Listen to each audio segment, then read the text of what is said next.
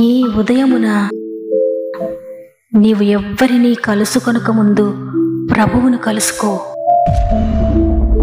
నీవు ఎవ్వరినీ చూడకముందు ప్రభువును చూడు. నీవు ఎవ్వరితో మాట్లాడకముందు ప్రభువుతో మాట్లాడు. నీవు దేనిని వెదకకముందు ఆయన రాజ్యమును నీతిని వెదకు.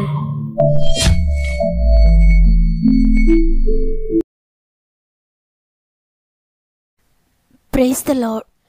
ఈ ఉదయకాలమున గాడ్ ఫస్ట్ అనే ఆధ్యాత్మిక కార్యక్రమానికి మిమ్మల్ందరినీ హృదయపూర్వకంగా ఆహ్వానిస్తూ ప్రభునామంలో మీ అందరికీ నా యొక్క శుభములు తెలియజేస్తున్నాను.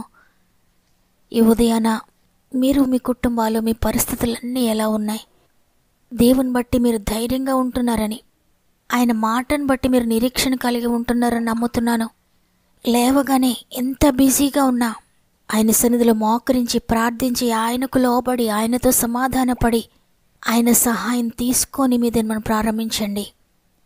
ఆయనను ఆశ్రయించి వారిని ఎప్పటికీ కూడా విడిచిపెట్టరు. ఆయన వారిని ఎప్పటికీ సిగ్గుపడనీయడు. వారి చేయి పట్టుకొని ఆయన నడిపిస్తాడు. ఆయన మీ చేయి పట్టుకొని నడిపించారంటే మీరు దాటలేని పరిస్థితులు ఏవి కూడా ఉండవు. ప్రతి దానిని ఆయన దాటిస్తాడు. అద్భుతకరమైన భవిష్యత్తును దేవుడు మీకు దయచేస్తాడు. అందువల్ల దేవుని మాట తీసుకొని ఆయనతో మీ దేవుని ప్రారంభించండి. ఈరోజంతా ఆయనే మిమ్మల్ని నడిపించబోతున్నాడు. ఇంకా మీలో ఎవరికైనా ప్రార్థన విన్నపములు ఉంటే కామెంట్స్ ద్వారా తప్పక నాకు తెలియచేయండి. మీ యొక్క ప్రతి ప్రార్థన విన్నపమును దేవుని చేతిలో పెడుతున్నాను. ఎందుకంటే ఆయన మాత్రమే మిమ్మల్ని అవనెత్తగలరు. ఆయనే మిమ్మల్ని విమోచించి మిమ్మల్ని స్వస్థపరచగలిగిన సమర్థుడు. ఆయన చేతుల్లో మీరున్నారు. దేనిని బట్టి అధైర్యపడకండి. అదే విశ్వాసంతో ప్రార్థనలో పోరాడండి. గొప్ప విజయాలు మీరు చూడబోతున్నారు. మీరు ఏదైనా శోధనలో, సమస్యలు, అనారోగ్యంలో ఉంటే తప్పకుండా చివరి ప్రార్థనలో ఏకీభవించండి. పరిశుద్ధాత్మ దేవుడు ఈరోజు మీ జీవితాలు అద్భుతాలు చేయబోతున్నారు. విశ్వసించండి, రిసీవ్ చేసుకోండి. సమస్త మహిమ, ఘనత, ప్రభావములు దేవునికే చెల్లునుగాక. ఈరోజు ప్రభు మనకు అనుగ్రహిస్తున్న శ్రేష్టమైన వాగ్దానం యెషయా గ్రంథము 51వ అధ్యాయము 12వ వచనము. నేనే మిమ్మును ఓదార్చువాడను. ఆమేన్. ఈరోజు ఈ మాటలు వింటున్న మీరు దుఃఖంతో ఉన్నారా? ఎవరు ఓదార్చలేని స్థితిలో మీరు ఉన్నారా? ఎవరి దగ్గర నుండి ఓదార్పు కలగక ఏమి చేయాలో తోచని స్థితిలో ఉన్నారా? ప్రియ దేవుని బిడ్డలారా, ఎవరైనా నా బాధ అర్థం చేసుకొని నన్ను ఓదారుస్తారేమో. ఇంకెంతకాలమయ్యా ఈ దుఃఖము, ఇంకెంతకాలము ఈ సమస్యలు, ఇక నేను భరించలేకపోతున్నాను, ఇక నేను మొయ్యలేకపోతున్నాను. నన్ను విడిపించేవారు ఎవరైనా ఉన్నారా? నన్ను ఓదార్చేవారు ఎవరైనా ఉన్నారా? నాకు సహాయకులు ఎవరైనా ఉన్నారా అని నిస్సహాయ స్థితిలో మీరు ఎదురు చూస్తున్నారేమో. మీ నిస్సహాయతను దేవుడు చూచాడు. మీ దుఃఖాన్ని దేవుడు చూచాడు. దేవుడు మీతో మాట్లాడుతున్నారు. అమ్మా, ఏడవకండి, దుఃఖపడకండి, నేను నిన్ను ఓదారుస్తానని. అవును, మనుషుల ఓదార్పు, బంధువుల ఓదార్పుతో నీకు ఓదార్పు కలగలేదేమో. ఎందుకంటే వారు కొంతకాలం ఓదార్చగలుగుతారు. అయితే ప్రభు నిత్యము నిన్ను ఓదార్చడానికి సిద్ధంగా ఉన్నాడు. నువ్వే స్థితిలో దుఃఖపడుతూ ఉన్నా, ఏ భయంకరమైన పరిస్థితి నీకు దుఃఖాన్ని కలిగిస్తూ ఉన్నా, ఓదార్పు లేక ఉన్నా, అన్ని విషయాల్లో కూడా నీకు ఓదార్పు ఆయన దగ్గర దొరుకుతుంది. ఈ విషయం నేను ఎవరికీ చెప్పుకోలేని విషయమో. చెప్తే అందరూ అవమానిస్తారేమో, లేక అనుమానిస్తారేమో, లేక నన్ను నిందిస్తారేమో, లేక నన్ను వేలు పెట్టి చూపిస్తారేమో, నన్ను చిన్న చూపు చూస్తారేమో అని ఎవరికి చెప్పుకోలేక, నీవు దిగమింగుకోలేక, ఆ విషయాన్ని బట్టి నువ్వు కన్నీటితో ఉన్నావేమో. ఏమి భయపడొద్దు, నిన్ను ఓదార్చే ప్రభు నీ దగ్గర ఉన్నారు. ప్రభు యొక్క ఓదార్పు ఒక్కరోజు 2 రోజులు కాదు. నీ జీవితకాలం అంతా మరలా దుఃఖపడకుండా, మరలా విచారపడకుండా యేసుప్రభు ఈ లోకానికి వచ్చిందే దుఃఖిస్తున్న వారిని విడిపించడానికి. యెషయా 61వ అధ్యాయము 1 నుండి చదివితే, దుఃఖాక్రాంతులందరినీ ఓదార్చుటకును, సియోనులో దుఃఖించే వారికి ఉల్లాస వస్త్రములు ధరింపచేయుటకును, బూడిదకు ప్రతిగా పూదండను, దుఃఖమునకు ప్రతిగా ఆనంద తైలమును, భారభరితమైన ఆత్మకు ప్రతిగా స్తుతి వస్త్రమును వారికిచ్చుటకును ఆయన నన్ను పంపి ఉన్నాడు. ఆయన నిన్ను ఓదార్చడానికి ఈ భూమి మీదకి వచ్చారు. ఆయన నిన్ను ఓదారిస్తే నీ కన్నీరు నిత్య సంతోషంగా మారిపోతుంది. నీ దుఃఖము నిట్టూర్పు కూడా ఎగిరిపోతాయి. అటువంటి నిత్య సంతోషాన్ని ప్రభు నీకు దయచేస్తాడు.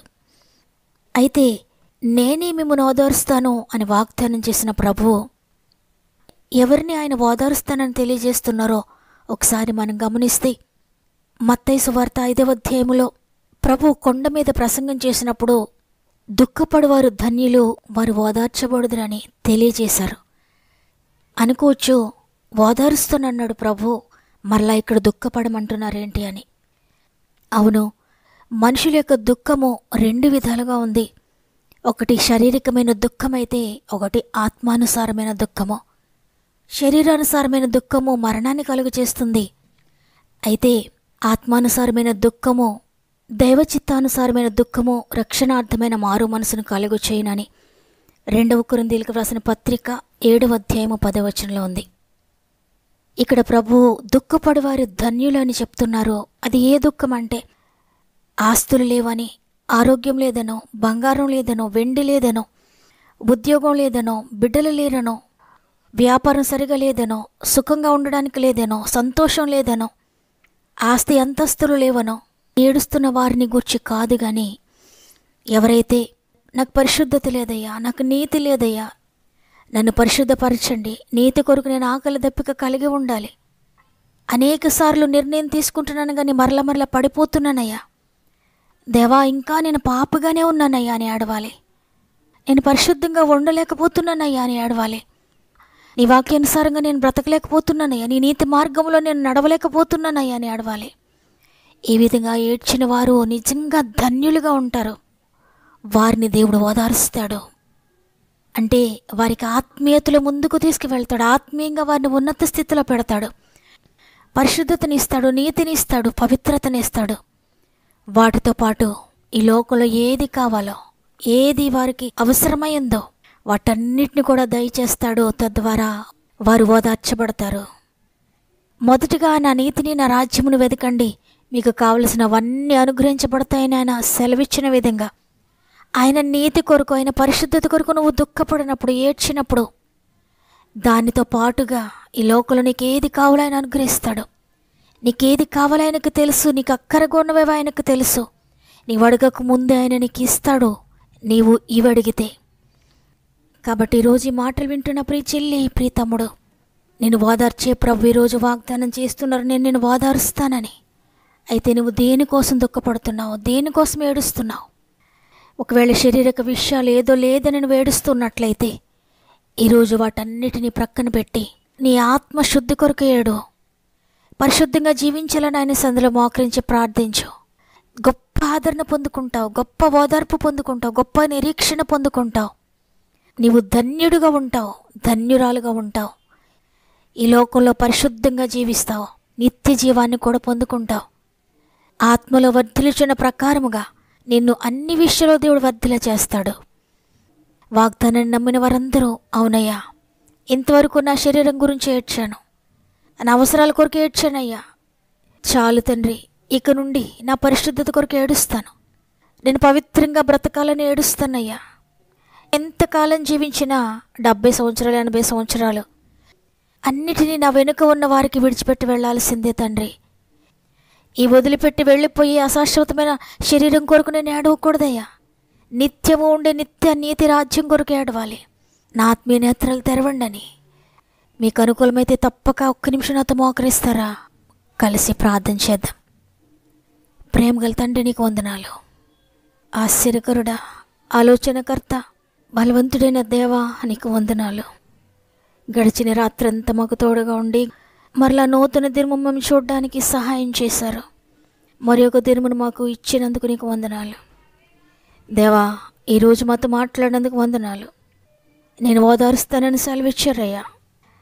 మా శరీర విషయాల కొరకు ఏడవకుండా మా ఆత్మశుద్ధి కొరకు ఏడవడానికి సహాయం చేయండి. ఆ విధంగా ఏడ్చేవారు తప్పక ఓదార్చబడతారని నీ గ్రంథంలో ఉంది. ఎంతమంది అయితే నేను పరిశుద్ధంగా దేవుని కొరకు జీవించాలని కన్నీరు కారుస్తున్నారో వారి కన్నీటిని మీరు దాస్తున్నారయ్యా. నీ కవెలలో అద్భుతకరమైన ఓదార్పు మీరు దయచేయబోతున్నారు. పరిశుద్ధతనిచ్చి, పవిత్రతనిచ్చి, నీతినిచ్చి, నీ మార్గంలో నడిచే భాగ్యమిచ్చి ఈ లోకల 100 రెట్లు పరలోకుల నిత్య జీవాన్ని కూడా మీరు ఇవ్వబోతున్నారు తండ్రి. నీకు వందనాలు. ఎవ్వరు కూడా నిరాశపడడానికి వీల్లేదు. అయ్యో నేను పరిశుద్ధంగా ఉండలేకపోతున్నానని. ఇవ్వడానికి మీరు సిద్ధంగా ఉన్నారు. నీ చేతులకు అప్పగించుకోవడానికి వారి జీవితాన్ని, నీ దగ్గర నుండి శక్తి పొందుకోవడానికి, పరిశుద్ధంగా జీవించే శక్తి, పవిత్రంగా జీవించే శక్తి, నమ్మకంగా జీవించే శక్తి, పైనుండి శక్తిని మీరు ఇస్తానని వాగ్దానం చేశారు. ప్రతి ఒక్కరూ కూడా నీ సందులో కనిపెట్టి ఆ శక్తిని పొందుకొని నీ కొరకు నమ్మకంగా జీవించే గొప్ప భాగ్యము శరీరానుసారమైన మనస్సు నుండి ఆత్మానుసారమైన మనస్సులోనికి మీరు తీసుకువెళ్ళి అద్భుతకరమైన ఆత్మానుసారులుగా మా ఆత్మీయ కుటుంబంలో ప్రతి ఒక్కరిని కూడా మీరు చేస్తున్నందుకు, శరీరము కేవలము నిష్ప్రయోజనమని, శరీరాన్ని, శరీర అవసరాలను చులకనగా చూడడానికి, తక్కువగా చూడడానికి ప్రతి ఒక్కరికి సహాయం దయచేయండి తండ్రి. అంతేకాకుండా అనేక మంది బిడ్డలు వారి అవసరతలు మాకు తెలియజేస్తున్నారు. ఆత్మీయంగా వర్ధిల్లాలని, కుటుంబాల రక్షణ పొందుకోవాలని, భర్త రక్షణ కొరకు, భార్య రక్షణ కొరకు, బిడ్డల రక్షణ కొరకు, తల్లిదండ్రుల రక్షణ కొరకు ఎంతోమంది కన్నీరు కారుస్తున్నారయ్యా. ప్రతి ఒక్క కుటుంబానికి రక్షణ దయచేయండి అయ్యా. పాపం నుండి, వ్యసనాల నుండి, శాపగ్రస్తమైన పరిస్థితుల నుండి విడిపించండి. అనారోగ్య బంధకాల్లో ఉన్న విడిపించండి అయ్యా. ఆర్థిక బంధకాల్లో ఉన్న విడిపించండి. కుటుంబ కలతల నుండి విడిపించండి తండ్రి. ఇంటి సమస్యలను విడిపించండి. పొలం సమస్యలను విడిపించండి. అమ్మాలని, కొనాలని చూస్తున్న ప్రతి బిడ్డలకు జయము దయచేయండి. విడిపోయిన భార్యాభర్తలను తిరిగి కలపండి తండ్రి. అనేక సంవత్సరాలుగా కోర్టు బంధకాల్లో ఉన్న బిడ్డలను విడిపించండి. ఉద్యోగాలు లేక నలిగిపోతున్న బిడ్డలకు విడుదల దయచేయండి. గర్భఫలం లేని బిడ్డలందరి గర్భాలు తెరవండి అయ్యా. గర్భంతో ఉన్న బిడ్డలకు చక్కటి సేఫ్ డెలివరీస్ దయచేయండి.